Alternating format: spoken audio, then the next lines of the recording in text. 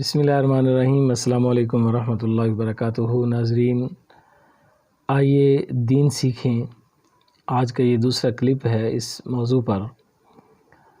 کل کے کلپ میں ہم نے آپ کے سامنے یہ بات رکھی تھی کہ اسلام چونکہ ایک ایسا مذہب ہے جس میں بنیادی طور پر وہ احکامات لازم ہیں جن سے انسان کی جو فطرتی پاکیزگی ہے اس کا بھی خیال رکھا گیا ہے۔ تو ہم نے کل کے کلپ میں آپ کے سامنے جو بات رکھی تھی وہ یہ تھی کہ پیشاب کن کن جگہوں پر شریعت نے منع کیا ہے اور اس میں کیا کیا حکمتیں ہیں، یہ کل کے درس میں نے آپ کے سامنے بات رکھی تھی۔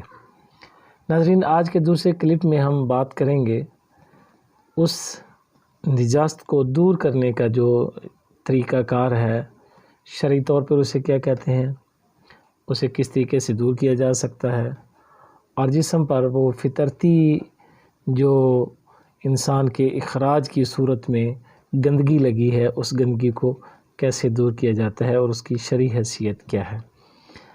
ناظرین اکرام، شرعی طور پر انسانی جسم سے جب گندگی خارج ہوتی ہے نظام اخراج کے تحت، تو اس کو اس جسم سے دور کرنے کو اور پاک صاف کرنے کو استنجا کہتے ہیں۔ آئیے ہم سب سے پہلے دیکھتے ہیں کہ اس کی اصل تعریف کیا ہے اور اس کو کس انداز میں شریعت نے رکھا ہے۔ ناظرین اکرام، فطرتی طور پر بعض اوقات ایسا ہوتا ہے کہ انسان کے جسم سے کچھ چیزیں ایسے خارج ہوتی ہیں جو فطرتی نہیں ہوتی۔ یہ پیشاب کا آنا اور پخانہ کا نکلنا یہ ایک فطرتی عمل ہے، لیکن بعض اوقات ایسا ہوتا ہے کہ انسان کے اسی اخراج کی جگہ سے جو ہے وہ خون نکل آتا ہے یا پیپ نکل آتی ہے یا بیماری کی وجہ سے کوئی اور مادہ نکل آتا ہے، تو اس مادے کا بھی دور کرنا اسی طرح لازم ہے جس طرح کہ فطرتی طور پر نکلنے والے پخانے کو دور کرنا لازم ہوتا ہے۔ ناظرین اکرام، آئیے اب میں آپ کو اس کی شرعی حیثیت بتلاتا ہوں۔ جب ہم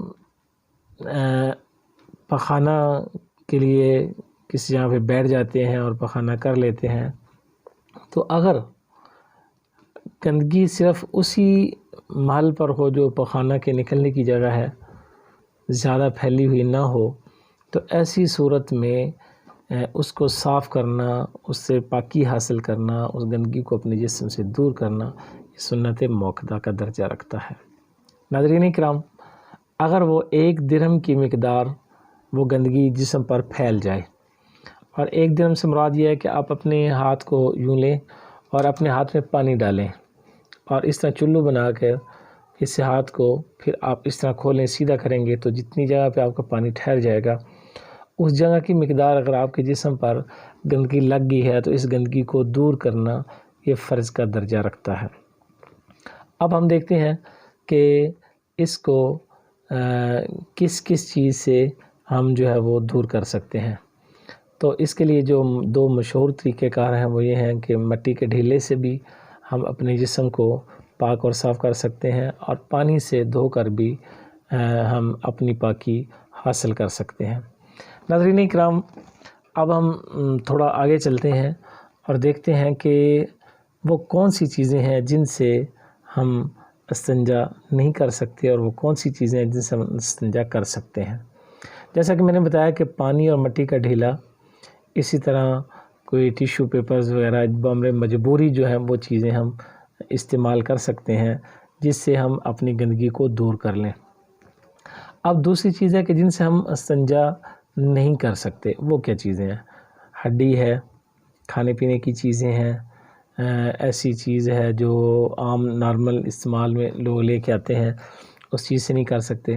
ہاں، آب زمزم کا پانی ہے اور اس طرح وضو کا استعمال شدہ پانی ہے، یا پانی تو ہے لیکن کسی کے اور کی ملکیت میں ہے، اس کی اجازت کے بغیر اس کو استعمال کرنا وغیرہ وغیرہ، یہ وہ چیزیں ہیں جن سے ہم استنجا نہیں کر سکتے۔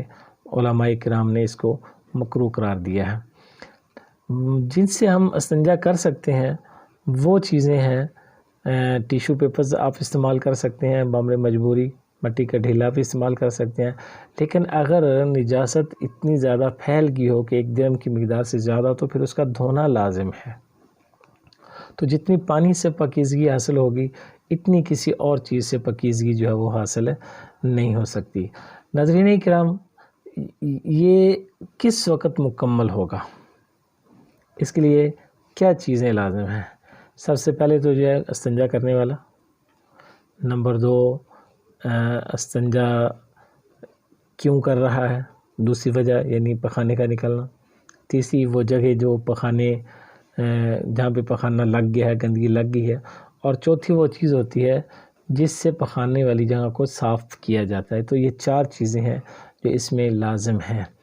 اب جو اصل بات ہے جو سمجھنے کی وہ یہ ہے کہ ہمارا استنجا مکمل کب ہوگا؟ دیکھیے، اگر آپ کا ضمیر مطمئن نہیں ہے اور آپ کا ذہن مطمئن نہیں ہے اور آپ کو پوری تسلی نہیں ہے اور آپ کے اندر ایک وسوسہ جو ہے وہ موجود ہے کہ مجھ سے گندگی دور نہیں ہوئی، تو ایسی صورت میں آپ کا استنجا بھی مکمل نہیں ہوگا۔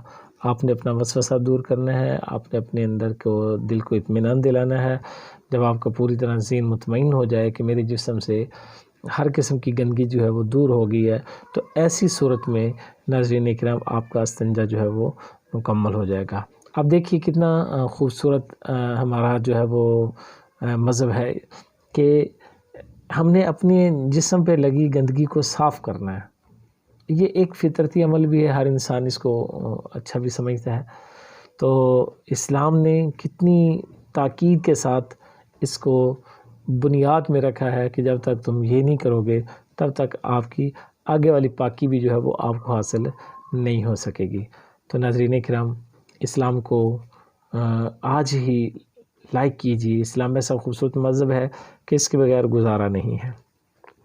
ہم انشاءاللہ کل کے کلپ میں آپ کے سامنے میں ایک مسئلہ لے کے آؤں گا کہ جو پیشاب کے چھینٹے ہوتے ہیں ان سے بچنا کتنا ضروری ہوتا ہے، اور اس بارے میں جو ایک روایت ذکر کی جاتی ہے اس روایت کے بارے میں ہم تفصیلی بات کریں گے انشاءاللہ العزیز۔ آپ سے گزارش یہ ہے کہ آپ ہمارے چینل کو سبسکرائب کریں اور بیل آئیکن کو دبا دیں تاکہ ہمارے آنے والی جو نئی ویڈیوز ہیں وہ آپ تک پہنچیں اور اسلام سے آپ کو زیادہ سے زیادہ شناسائی حاصل ہو۔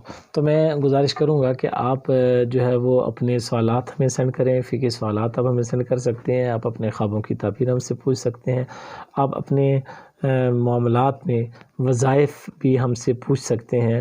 انشاءاللہ العزیز قرآن و حدیث کی روشنی میں آپ کی رہنمائی کی جائے گی۔ واٹس ایپ نمبر جو ہے وہ نوٹ کر لیجئے 030139286849۔ اس نمبر پہ آپ اپنی جو ہے وہ مسائل کو بھیجیں، انشاءاللہ العزیز اسے کلپ کی صورت میں یوٹیوب پر اپلوڈ کر دیا جائے گا۔ السلام علیکم ورحمۃ اللہ وبرکاتہ۔